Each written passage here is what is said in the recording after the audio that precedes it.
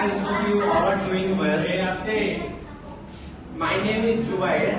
My ID is 242401155. Before we start, I want to give a special thanks to our beautiful teacher Afrin Jal for giving us opportunity for this presentation. Today our group will present on our research the impact of inflation on the economy of Bangladesh. Inflation is one of the most important macroeconomic issues because it directly affects the economic growth of a country, investment and living quality of life. In this presentation, we will discuss the historical trends of inflation of Bangladesh, its main causes, the economic impact and the policy measures to take control over it.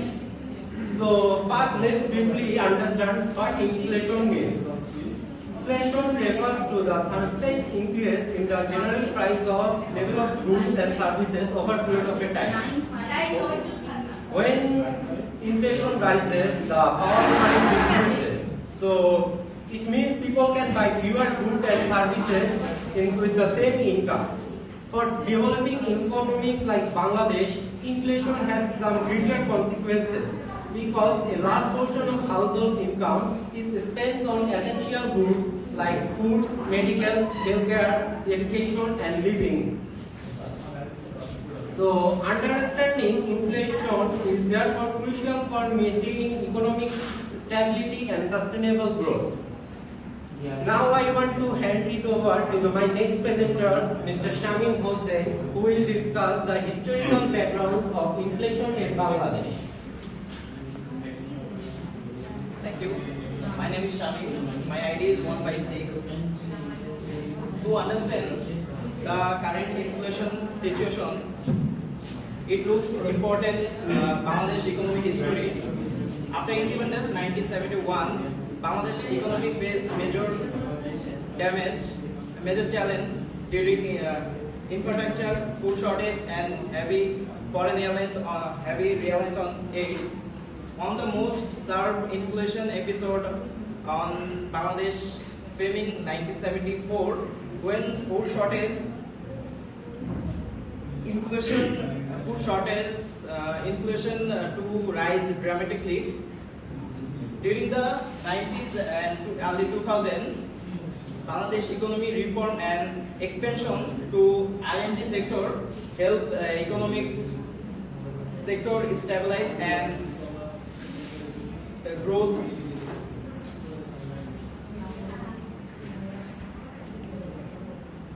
Recent inflation trends. In recent year, Bangladesh has experienced economic growth with a GDP growth annually 6%. However, inflation caused significantly rise after global disruption by the COVID-19 pandemic. Between 2022 and 2024, it is a great spike because supply chain disruption and currency depreciation. Inflation is moreover than at 10.5%. This percentage highlight the growing challenge of maintaining price stability. Now the next presenter explain the major cause of inflation in Bangladesh. Thank you. My name is MD Fadil and my ID is 242401194. The topic is data sources and methodology, and the first one is the data. So basically, this study uses data from several institutions, national and international institutions. The first one here we can see that Bangladesh Bank, then the Bangladesh Bureau of Statistics, the World Bank, and what is it over here? And the next one is method used in these data sources. So basically, in economics, there are used several kind of methods like trend analysis, regression analysis, and comparative economic analysis. Basically, these methods help us understand the relationship between inflation and economic growth. our analysis shows a clear relationship between inflation and economic growth. Here we can see a chart where it shows us that in 2022 and in 2029, 2019 and 2015, the inflation increases at stable at 5 and 6%, and GDP remains stable at this stage. But however, in 2022, we can see when the inflation rate is rising highly, the GDP also getting slowed down significantly. Also, it shows us a clear relationship between the inflation rate and the GDP rate.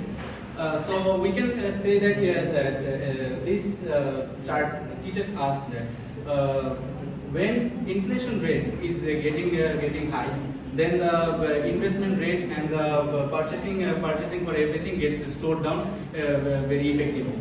And that's all about my topic. And the next presenter will explain about his or her topic. Thank you, ma'am. Assalamu alaikum. Happy afternoon. Distinguished student, honorable teacher, I believe all of you are having a great time. So today my topic is to describe about the economic inflation around the country, and I'm going to describe some part of it. And let's dive into the topic. So my topic is, as you can see, this slide is the infographic slide, and it demonstrates the, it has a two slides. It is, first of all, is household, and the second one is business. So what household is? So imagine you have 1,000 taka, and that 1,000 taka you used last year to buy, you went to the market and you bought a bag of grocery with the same amount of money. But in this year, you're going to get half of the grocery with the same amount of money. So which is the actual impact of inflation. So if you do that, usually it drains the power, like it reduces your purchasing power, and also it occurs in higher living costs, what it is. So for example, you can think of a family who is earning 10,000 taka in a month. So, and they're just paying their groceries and the oil for their rent and the medication, and which usually, if the inflation drops, like goes high, and with the same amount of money, they usually experience hard time to buy the same product in the same year due to their lack of, because they lose the power of their money that they had before. And as you can see in business, and it also drives in a business inflation the impact, the same impact too. And usually, suppose you're a business owner. Okay, let me give you an example. For example, you run a wallet business. So if if the inflation goes higher, so what you will do? You're going to, and you will see that in the inflation year, the price of the leather and the yarn and everything will go double. And on that time, you definitely will be concerned, oh my God, I won't be able to buy that type of portion that I used to buy before. And then you'll be more concerned, and you won't be able to pay your labor, so which is why you're not going to hire anybody. So inflation year. Also, it has occurred in your investment, because you're not going to think to expand your business, like to make another industry due to the inflation, because you'll be very concerning about this type of agenda. So if I say overall economy, so if like millions of people are having the hard time about inflation, as well as the business owners, so in that case, the whole country drops down, and their economics go down from the peak. So now you can move to the next slide, please. So as you can see, it's just describing, it's interpreting the family. So as you can see, the middle class family are just spending significant amount of money for food expenditure, and they're spending like more than 68%. For example, Ratul is a person who is running a family. He has his children, and he earns 20,000 taka each month.